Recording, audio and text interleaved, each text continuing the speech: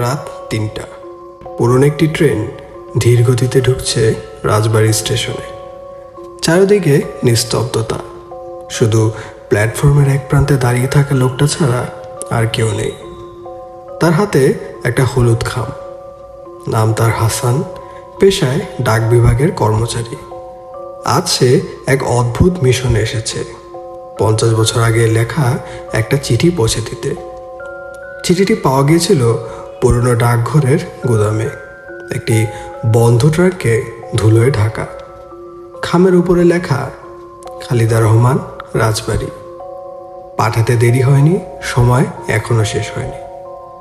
কৌতূহলী হয়ে হাসান চিঠিটি খুলে দেখেনি, কিন্তু ভেতরের চুম্বকের মতো টান তাকে বাধ্য করেছে রাজবাড়ি আসতে। স্টেশন থেকে বের হয়ে হাসান খুঁজতে থাকে খালিদা রহমানের ঠিকানা, কিন্তু আশ্চর্যজনকভাবে কেউই এর নাম চেনে না। অবশেষে এক বৃদ্ধ দোকানদার তাকে বলে, খালিদা রহমান, এই নাম তো শুনছিলাম ছোটবেলায়, এক গায়িকা ছিলেন, হঠাৎ করেই নিখোঁজ হয়ে যান, 50 বছর আগের কাহিনী। হাসান হতভম্ব। মৃত মানুষের নামে কেউ চিঠি লেখে? সে স্থির হয়ে চিঠিটি পুরনো বাড়িতে দিয়ে আসবে। স্থানীয়রা তাকে দেখিয়ে দেয় এক জরাজীর্ণ প্রাসাদের পথ। বাড়িটা আজ পরিত্যক্ত, কিন্তু গেট খোলা। হাসান সাহস করে ভেতরে ঢোকে।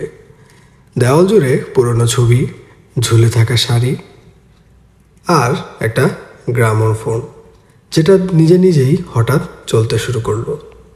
তুমি যে গেছিলে চলে আমায় ফেলে, সেই রাত আজও কাটে। হাসানের হাত কাঁপে। সে চিঠিটি সেন্টার টেবিলে রেখে দ্রুত বের হয়ে যায়। পরদিন সকাল, স্টেশন মাস্টার তার হাতে একটি খাম ধরায়। তোমার নামে কেউ এটা দিয়ে গেছে, একজন মহিলা, গলায় কালো ওড়না, মুখে হাসি। হাসান চমকে উঠে খামটি খোলে। ভেতরে একটি লাইন, ধন্যবাদ, চিঠিটি সময় মতো পৌঁছেছিল। পাশে একটা পুরনো ছবি, খালিদা রহমান, 1971 সালে তোলা। আর হাসানের চোখ বড় হয়ে যায়। ছবির পাশে দাঁড়িয়ে থাকা যুবকটি তার চেহারার অবিকল কপি। হাসান আর কখনো রাজবাড়ি ফেরেনি, তবে প্রতি বছর 17 জুন সে একটা হলুদ খাম পোস্ট করে, যার গন্তব্য নেই, কেবল একটাই লাইন থাকে তাতে, সময় এখনো শেষ হয়নি।